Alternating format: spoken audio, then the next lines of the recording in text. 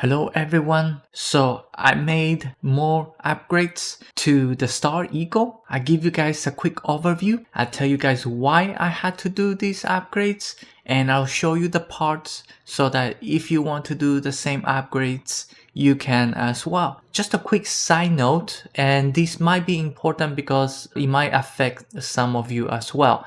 The reason why I had to make this ship like a fighter ship was because I was trying to rank up the ship command skill to have more crew members. And for some reason, none of the ships that I built were progressing. The only ships that were helping progress this was the Star Eagle and the Razor Leaf. I didn't try the Frontier. I'm assuming the Frontier works as well, but that ship kind of sucks so much that it's not worth it. Clearly, it's a bug. I don't think that is how it's supposed to happen. And that is why I upgraded the Star Eagle to take it to Serpentis and start quickly destroying enemy ships. Now let's focus on the numbers, the most important numbers, the top speed and the mobility. I wanted this thing to be much better than what it was originally, so I make sure we got the maximum top speed of 180. And I tell you, this engine, the White Dwarf 3015, these are the only engines as far as I know that give you this much speed. All other engines are the basics, 150, 140, 130, starting from the A, B, and C class. Then the next one was to make sure that the mobility is also high. I think 90 is much higher than the original mobility. I think the original was around the 70. I also increased the jump range. Mostly I didn't have to, but I don't like to make stops if I'm traveling from one end to the other side of the map. I don't like to make stops, so that's why I upgraded the grav drive as well. But you guys don't have to if you're okay with making stops. Maximum crew 8, which is I think is okay. Cargo definitely took a hit because we had to keep the mobility high, so cargo had to suffer one way or another.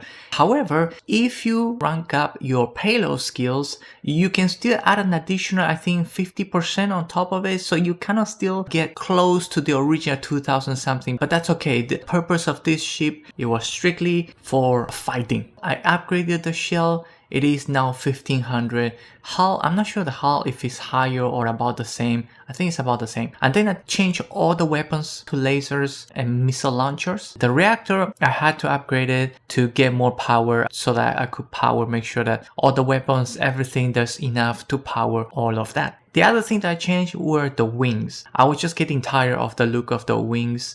Plus, I only have one engine, so I didn't need the 2 levels of wings anymore. And I do prefer these engines hanging here at the back instead of having 2 and 2 top and bottom on the sides. I do like these look a little bit better. So I changed the colors and I separated a few parts so you guys can have a better look. Not a lot has changed from the original ship. Changed the wings, so I know that it was 2 levels. It had 2 engines, top and bottom, so it just completely removed for this part only, which is the Stroud nose cap. The other one is the Stroud mid bracer, which is basically just a square that connects everything. And then on the side I have some weapons. I have a weapon mount. Let me see if I can highlight. Horizon weapon mount, and then we have 2 of all the weapons. So these are the PBO ones or PB0 175 auto helium beam. I like these ones because they give you a lot of range. 3000. Anything below 3000 in range, I usually do not use them. Decent damage. One of the reasons I chose them is because they only take 3 power, so I can have 4 of them. The maximum for any equipment is 12. So engines, weapons, things like that, they max out of 12. That's the total amount of power that they can pull from the reactor. Then I added some cosmetic stuff like the Deimos wings. It's just 2 of the same reversed, and at the back I just added this Deimos belly just for looks. And underneath that I have a shielded cargo. You can get that at the Red Mall in Porrima 2 I believe. The landing gears are the same. Oh, and at the bottom I attach 2 larger helium tanks just so that I can get the most out of that jump range. Each of these is 210, so added together is 420. That is not enough of fuel if you want to go from one end of the map to the other. The fuel has to be around 600. I tested that from the last planet on the left to the last planet on the right. At 420, you get close. The shell is definitely changed, not the same as the original. I went with the 2080 Defender, mostly because it has a maximum health of 1500. There is another one that is Class C with 1600. I think that's the maximum.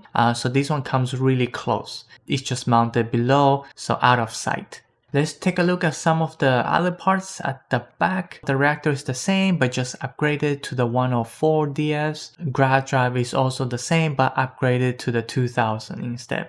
So all that is there, and Deimos tail just attached at the back just for looks. Actually, it is attached to that. It will not attach to the graph drive. Then we have two more of those engines, the White Dwarf 3015 engines. The wings from the original Star Eagle, and I added an additional ones on the side. Then we have weapons mounted here. We have the Exterminator 95 MV, also long range 3250 range. These ones you can only have 3 of them. Then 2 missiles at the top, also very long range at 4000. I could have another one, but I just wasn't sure where to put it. It just visually didn't look good, so that's why I didn't add it. I didn't want to add it in front of another weapon. It just kind of looks silly to me, so I just didn't do it. But you could put a third missile launcher if you want to. And that is it for this area, the engine. So it just goes back, it goes here, then this one goes here, and then the tail goes in here on top. Then that's it. The rest I believe is also the same from the original. Some cosmetics structurals, the Deimos Wing A and the C on each side, and this whole thing just kind of goes in there. And then I have a scan jammer for the shielded cargo to increase the chances of evasion. This is not the largest one, it only increases by 30%. There's the 30%, 40%, and the 50%. I forgot to talk about the hubs that I used. I have a 2x2 living quarter here. I also have a control station. This is mainly to increase the crew amount. And at the top, I just have only one berth. And on the other side of the 2x2, I just have a Deimos workshop. So very simple. And I believe at the back, I have another control station. I don't think I need it. It's not doing anything because I think I still maxing out at 8 anyway. You guys can probably change it to something that makes more sense. Let me take you guys just to look at the inside, if you guys care about. There is another living quarters below just so that the bay can attach to this. This is the 2x2, the large living quarters. It looks pretty nice. On the side, I have the workshop with all the benches that I need and, plenty of windows. The windows do make everything just look a little nicer, you can see front, you can see back. And then this is the control station, the cockpit, and more windows on the side. The cockpit is the same one as the original, of course. And then we have another level at the top. And this is just a 3x1 all-in-one berth. This is a 3x1 all-in-one berth right at the top. And another window at the top as well. Okay, so I give you guys also a quick look of the ship in game. Still looks pretty good. Still looks like the Star Eagle, slightly different wings. I do like these wings a little more, actually, more aggressive. Plus the red accent kind of suits the missile launcher or some of the weapons that also have red accents. So that's pretty good. Okay, so that is pretty much it for this video. I'm gonna leave you guys with some clips of the Star Eagle in action. Other than that, thank you all for watching. I hope you guys enjoy the game. Have fun. I'll see you all in the next video.